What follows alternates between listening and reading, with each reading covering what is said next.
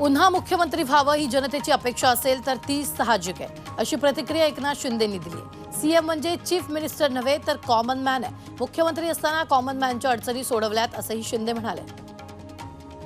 काय आहे तुम्ही वाटताय काय मी उपमुख्यमंत्री होणार यात तथ्य नाही, अशी प्रतिक्रिया श्रीकांत शिंदेंनी दिली। उपमुख्यमंत्री पदाबाबतच्या बातम्या निराधार असल्याचं त्यांनी स्पष्ट केलं। तसंच आपण शिवसेना पक्षासाठीच काम करत राहणार असल्याचंही त्यांनी स्पष्ट केलं। सोशल मीडियावर पोस्ट लिहून श्रीकांत शिंदेंनी ही माहिती दिली। काय काम असतं सर्वसामान्य नाशिकच्या पालकमंत्री पदासाठी राष्ट्रवादी काँग्रेस सरसावली आहे। राष्ट्रवादी काँग्रेस पक्षाकडून छगन भुजबळांना पालकमंत्री पद मिळावं यासाठी महादेव मंदिरात दुग्ध अभिषेक प्रार्थना करण्यात आली। पालकमंत्री पदासाठी ज्यांनी प्रार्थना केली, छगन भुजबळांनी त्यांचे आभार मानले। तसंच पालकमंत्री आणि मंत्री कोण होणार हे तीनही पक्षाचे प्रमुख नेते ठरवतील असंही यावेळी भुजबळांनी स्पष्ट केलं। महिला मुख्यमंत्री पदावरून छगन भुजबळांनी प्रतिक्रिया व्यक्त केली। भाजप ठरवेल कोण मुख्यमंत्री होणार असं भुजबळांनी सांगितलं। तर आपल्या देशात महिला पंतप्रधान आणि राष्ट्रपती महिला झालेले आहेत असंही त्यांनी म्हटलेलं आहे। आमदार दत्ता भरणे यांना मंत्रिमंडळात स्थान द्या अशी मागणी अजित पवारांकडे करण्यात आली। तसंच पत्रच लोहार समाजानं अजित पवारांना लिहिलंय। देवगिरी बंगल्यावर अजित पवारांची भेट घेऊन लोहार समाजानं पत्र दिलंय। अजित पवार मुख्यमंत्री व्हावेत म्हणून मावळच्या तरुणानं 800 फूट उंच नागफणी कड्यावर 30 फूट उंचीचं बॅनर झळकावलंय। मावळचे आमदार सुनील शेळकेंना देखील मंत्रिमंडळात स्थान मिळावं यासाठी यावेळी बॅनरबाजी करण्यात आली आहे। रोहित पाटील यांची मुख्य प्रतोदपदी नियुक्ती करण्याची शिफारस मीच केली होती अशी माहिती रोहित पवार यांनी दिली। नवख्या व्यक्तीला हे पद दिलं तरी आम्ही त्यांना मार्गदर्शन करू असं ते म्हणाले। तर भविष्यात पक्ष मला योग्य पद देईल असा विश्वासही पवारांनी व्यक्त केला। सांगलीच्या बंडखोर काँग्रेस नेत्या जयश्री पाटील यांनी योग्य वेळी शांततेत निर्णय घेऊ अशी प्रतिक्रिया दिली। विधानसभेत पराभव झाल्यानंतर कार्यकर्त्यांकडून अजित पवार गटात प्रवेश करण्याची मागणी केली जात होती, त्यावर जयश्री पाटील यांनी योग्य वेळी शांततेत निर्णय घेऊ असं पवित्रा घेतला। मार्कडवाडीमधील मतदान चाचणी घेणाऱ्या आमदार उत्तम जानकरांच्या समर्थकांना पोलिसांनी नोटीस दिली। तसंच कायदा सुव्यवस्थेचा प्रश्न तयार झाल्यास गुन्हे दाखल करण्यात येणार असल्याचा इशारा दिला। मात्र तरीही आमदार जानकरांचे समर्थक मतदान घेण्यावर ठाम। भाजप नेते आणि मलबार हिल मतदारसंघाचे आमदार मंगलप्रभात लोढा यांनी देवेंद्र फडणवीस यांची भेट घेतली। सागर बंगल्यावर दोघांमध्ये भेट झाली। भेटीत अनेक विषयांवर चर्चा झाल्याची माहिती आहे। भाजप प्रदेशाध्यक्ष चंद्रशेखर बावनकुळेंनी आझाद मैदानाची पाहणी केली। महायुतीच्या शपथविधीच्या अनुषंगाने बावनकुळेंनी तयारीचा आढावा घेतला। तर भाजपचे आमदार आणि पदाधिकाऱ्यांसह मुंबई महापालिका प्रशासनातील अधिकारीही यावेळी उपस्थित होते। काँग्रेस प्रदेशाध्यक्ष नाना पटोले आणि बंटे शेळके यांच्यातला संघर्ष शिगेला पोहोचलाय। शहरातील काँग्रेस कार्यालय देवडिया भवन इथं मध्य नागपुरातील महापालिका निवडणुकीसाठी इच्छुक उमेदवारांची आढावा बैठक बोलावण्यात आली। या बैठकीला बंटे शेळके आणि त्यांचे समर्थक जाण्यापूर्वीच तिथं कुलूप लावण्यात आलं। त्यामुळे बंटे शेळकेंनी त्यांच्या समर्थकांची देवडिया भवनच्या बाहेर फुटपाथवरच बैठक घेतली।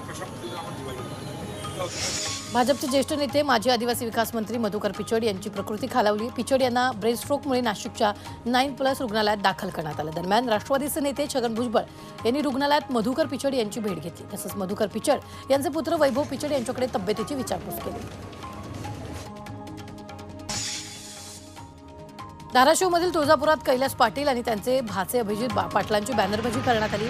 काम दमदार मामा भाचे आमदार असा आशय या बॅनरवर करण्यात आला। कैलास पाटील हे उस्मानाबादमध्ये निवडून आले, तर त्यांचे भाचे अभिजित पाटील माढामध्ये निवडून आले।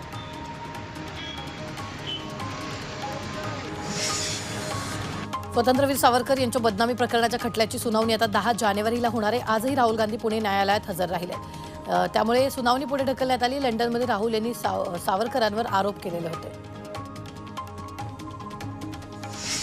मनमाडच्या बुधलवाडी भागातील भीमसैनिकांनी मशाल रॅली काढली आहे। 4 दिवस धावत जाऊन भीमसैनिक महापरिनिर्वाण दिनी दादर चैत्यभूमी इथं भारतरत्न डॉक्टर बाबासाहेब आंबेडकरांना अभिवादन करणार आहेत। त्यामुळे भीमसैनिकांना निरोप देण्यासाठी आंबेडकर अनुयायी मोठ्या संख्येने उपस्थित होते। पंढरपूरच्या माळशिरस तालुक्यातील मार्कडवाडी गावात जमावबंदीचे आदेश लागू करण्यात आले।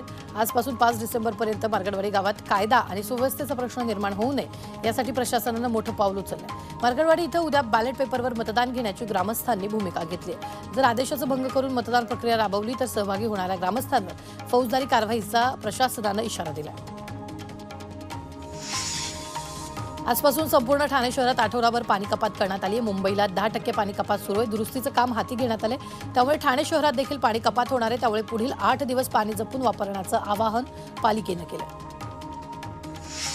राज्याच्या अप्पर पोलीस महासंचालकांनी राज्यात हेल्मेट सक्ती करण्याचे आदेश जारी केल्यानंतर पिंपरी चिंचवड महानगरपालिकेच्या सर्व कार्यालयांमध्ये हेल्मेट सक्ती करण्यात आली आहे. प्रवेशद्वारावर हेल्मेट न घालणाऱ्या महापालिकेतील कर्मचाऱ्यांना प्रवेश देण्यात आला नाही. लाडक्या बहीण योजनेचा लाभ या निवडणुकीत भाजपला झाला असल्याचं वक्तव्य रोहित पवारांनी केले. तसंच भाजपचे उमेदवार होते तिथं 10% ईव्हीएम मध्ये फेरफार झाली असून अजित पवार आणि शिंदेचे उमेदवार होते तिथं 8% फेरफार झाल्याचं यावेळी रोहित पवारांनी म्हटलं. एका गृहमंत्रीपदामुळे महाराष्ट्राचं सरकार अद्धांतरी लटकून पडलंय अशी टीका संजय राऊतांनी महायुतीवर केली. तर बहुमताचा आकडा असताना राज्याला सरकार देत नाही हे कसलं मजबूत सरकार असा सवाल राऊतांनी विचारला.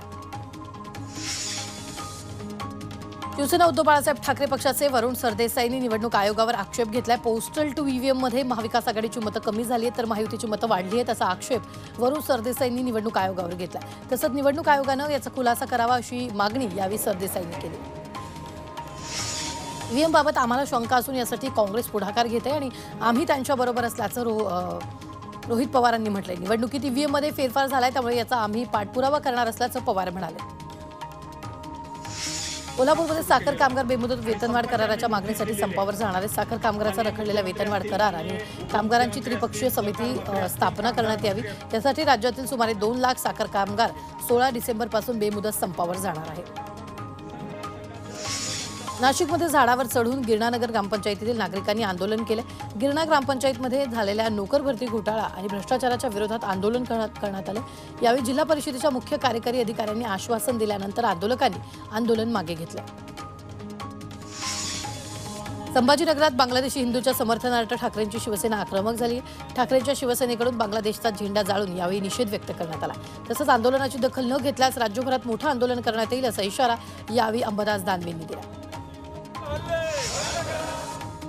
धाराशिव परंडा तालुक्यातील अनेक गावात बिबट्याचा वावर पाहायला मिळाला तर काही पाळीव जनावरांवर बिबट्यानं हल्ला करून ठार मारल्याचंही समोर आलं. वन विभागाच्या अधिकाऱ्यांनी गावांची पाहणी केली. दरम्यान ग्रामस्थांना सतर्क राहण्याचं आवाहन वन विभागाकडून करण्यात आलं.